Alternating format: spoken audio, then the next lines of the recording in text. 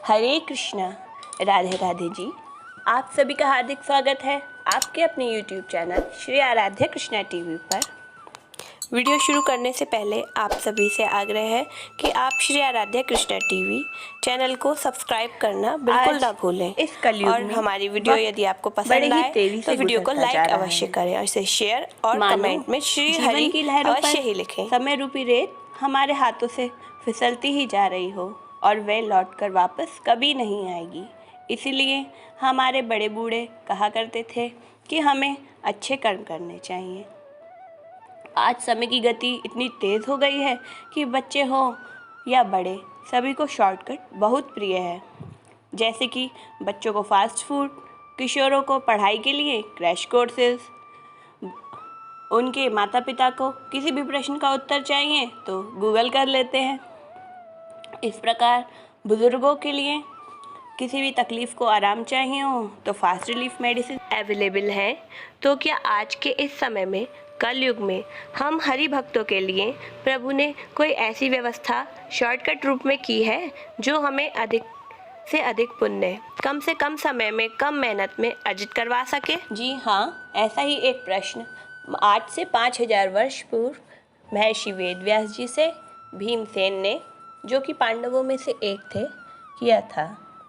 और इसी के साथ निर्जला एकादशी की कथा एवं महात्म्य प्रारंभ होता है, जो कि इस प्रकार है। श्री सूत जी बोले, हे ऋषियों, अब सर्व व्रतों में श्रेष्ठ, सर्व एकादशियों में उत्तम निर्जल एकादशी की कथा सुनो। एक बार पांडव पुत्र भीमसेन ने वेद व्यास जी से पूछा, हे महाज्ञानी पितामह, मेरे चारों भाई युधिष्ठिर, अर्जुन, नकुल, सहदेव और माता कुंती, भार्या द्रौपदी सभी एकादशी के दिन व्रत रखते हैं, अन्न ग्रहण नहीं करते और मुझसे भी ऐसा करने के लिए आग्रह करते हैं, परंतु मुझसे साल भर कोई व्रत इस प्रकार नहीं किया जाएगा। अतः आप मुझे कोई ऐसा उपाय बताइए कि एक ही व्रत करके साल भर की सभी एकादशियों का पालन करके अपने लिए अधिक से अधिक पुण्य अर्जित कर सकूं। इस पर बलशाली भीम ने मुनिवर से विनम्र निवेदन इस प्रकार करते हुए कहा, यदि एक दिन में एक बार भोजन ना मिले तो मुझसे रहा ही नहीं जाता, तो भला मैं उपवास कैसे कर लूँगा। मेरे उदर में वृक्क नामक अग्नि का निवास है और बहुत सारा भोजन करने से भी मेरी भूख शांत नहीं होती। हे मुनि, मैं वर्ष भर केवल एक ही व्रत कर सकता हूँ और आप कृपा करके कोई ऐसा व्रत बता दीजिए जिससे विधिपूर्वक करके मैं स्वर्ग को प्राप्त कर सकूँ अंतिम समय में, और वह निश्चय करके कहिए जिससे मेरा कल्याण हो सके। वेदव्यास जी ने कहा, हे भीमसेन, मनुष्य के लिए सर्वोत्तम वेद का धर्म है, किंतु इस कलयुग में उस धर्म पर चलने की शक्ति किसी में नहीं। जो पुराणों में लिखा है वो मैं तुमको बताता हूँ। दोनों पक्षों की एकादशियों में मनुष्य भोजन नहीं करते। वे ऐसे में उन्हें कोई ऐसा व्रत बताइए जो सिर्फ एक बार करने से साल भर के सभी व्रतों का फल उन्हें प्राप्त हो। तब व्यास जी ने उन्हें ज्येष्ठ माह के शुक्ल पक्ष की निर्जला एकादशी के बारे में बताया। वे बोले, वृषभ और मिथुन की संक्रांति के बीच आने वाले इस एकादशी को अन्न ही नहीं बल्कि जल की एक बूंद भी ग्रहण नहीं की जाती। यह बड़ा ही कठिन व्रत है। अगर कोई मनुष्य इसे करता है तो उसे अपने पापों से मुक्ति प्राप्त होती है। एकादशी तिथि से लेकर द्वादशी तिथि के सूर्योदय तक यह व्रत चलता है और इसके बाद व्रत का पारण किया जाता है। यह ही एकमात्र ऐसा व्रत है जो अनंत पुण्यदायी है और मृत्यु के पश्चात मनुष्य को मोक्ष प्रदान कराता है। इस प्रकार यह कथा का यहीं समापन होता है और आगे बढ़ते हैं हम एकादशी तिथि के प्रारंभ का शुभ समय एवं द्वादशी तिथि के दिन इसका पारण का समय। एकादशी 10 जून को है। सुबह 07:25 पर प्रारंभ होगी।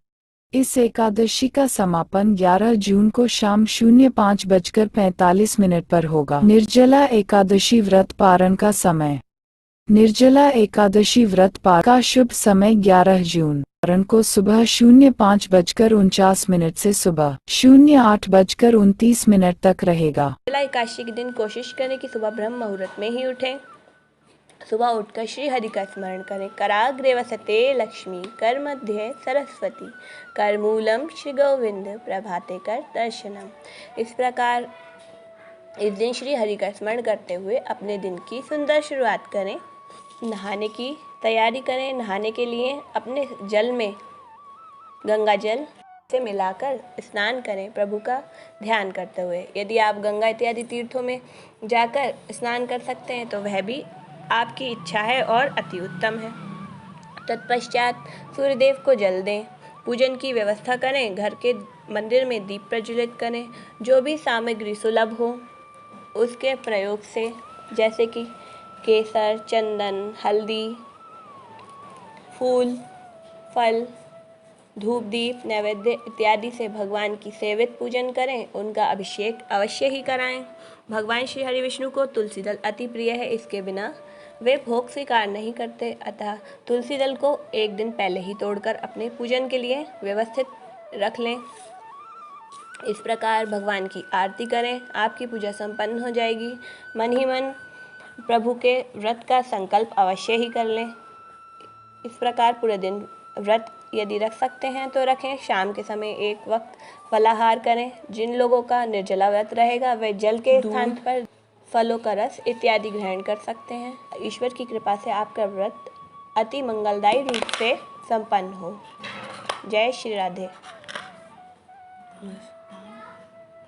अब हम बात करते हैं इस दिन किए जाने वाले दान की। निर्जला एकादशी एक ऐसी तिथि है जिस दिन किए गया दान कई गुना अनंत फलदायी होता है, तो सभी को कुछ न कुछ दान तो अवश्य ही करना चाहिए।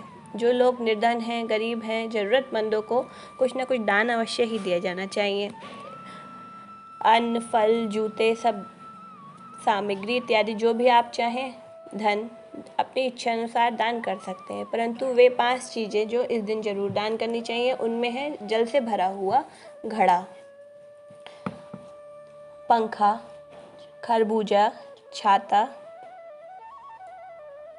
शरबत इत्यादि। जो लोग स्वयं निर्जल रहकर ज़रूरतमंद लोगों को ठंडे जल का सेवन कराते हैं, घड़ों को पानी से भरकर दान करते हैं, उनके जीवन में सदैव सुख समृद्धि का वास रहता है और सदैव श्री हरि की कृपा उनके मन में बनी रहती है। इसी के साथ हम अपनी वाणी को विराम देते हैं। ईश्वर सभी का कल्याण करें। जय श्री हरि। यदि आपको हमारी वीडियो पसंद आई है तो वीडियो के अंत में कमेंट बॉक्स में जय श्री हरि अवश्य ही टाइप करें और हमारी वीडियो को लाइक करना बिल्कुल ना भूलें। चैनल को सब्सक्राइब भी अवश्य ही करें।